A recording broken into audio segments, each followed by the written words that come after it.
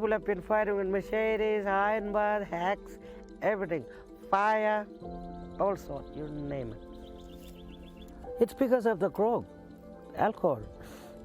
If alcohol stops, then maybe there won't be any more domestic violence or family violence. Here to tell us more is our Darwin Bureau Chief, Matt Cunningham. Matt, where are we at now? What's been the reaction up there to the latest measures announced by the Chief Minister? Well, I think the general consensus, Rita, is that yes, this is a good thing, but the question being asked is why has this taken so long? Of course, this is something that the Northern Territory government and the former coalition government were warned about. They were warned about the consequences of this decision to lift these alcohol bans in Aboriginal town camps in Alice Springs, Tennant Creek and Katherine, and in a lot of these smaller Aboriginal communities, but they went ahead and did it anyway. So we're going to see urgent legislation introduced to the Northern Territory Parliament tomorrow that will reinstate these alcohol bans. It's expected they'll be in place by the end of the week. But like I said, most people are wondering why it took the government so long to get to this point. There was legislation introduced to the Northern Territory Parliament by the independent MLA Robin Lambley last July after these bans were lifted to have them put back in place. She was laughed out of the Parliament by the Northern Territory Labor government at the time. In fact, the Attorney General said to her, you know, what would you know? You're a white woman getting into your white car, driving to your white house to drink a glass of white wine. They're going to have a little bit of trouble, I think, tomorrow when they introduce the very same legislation Robin Lambley was calling for last July, explaining those comments from last year. And in the meantime, how many lives have been ruined? How many people have suffered violence because of just this idiocy, this arrogance, and it's almost like they've allowed ideology to trump logic and experience. Now, we saw a clip there from the remote town of Yuendumu. I apologise if I've mispronounced that. It's been in the news recently. We are seeing harrowing accounts from people.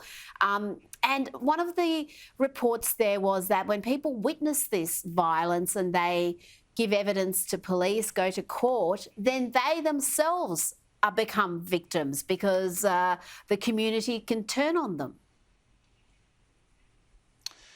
Yeah, that was a remarkable report that was in the Weekend Australian by Liam Mendes, who went out to Yuendumu and spoke to Teresa Ross out there. There were some pretty harrowing comments, you'd have to say, reading that story. And I'd encourage anyone who hasn't read that story to go out there and read it. It'll be no news to people who've lived in the Northern Territory for a long time, Rita, but I'm sure it'll be news to a lot of people on the East Coast who have little understanding of some of these issues. I mean, just have a look at some of the things that Teresa Ross said to Liam Mendes. She says, I have to learn to keep my mouth shut or else I'll be dead too. When a man says to you, you'll die, we're going to do something to you, they mean it. You know, that's absolutely horrific, the comments that she's making there.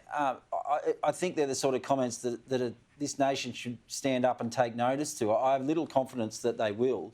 But when you talk about the retribution that's carried out when people complain or when people go to court, I mean, there was a coronial inquiry conducted back in 2016 into the deaths of two Aboriginal women who'd been killed in Alice Springs town camps. And Greg Cavanagh at the time detailed the retribution and the fear of retribution that the women and the family that these women had, or the families of these women had coming forward. They were worried that, you know, they would be ostracised if they spoke up about the domestic violence that these women were suffering. And it's a really serious issue and one that I think we don't, you know, usually when we talk about it, we only scratch the surface of the issues involved. There are some really deep-seated issues going on here that lead to those incredibly high rates of domestic violence that we see suffered by Aboriginal women and that I would argue this country often doesn't want to know about.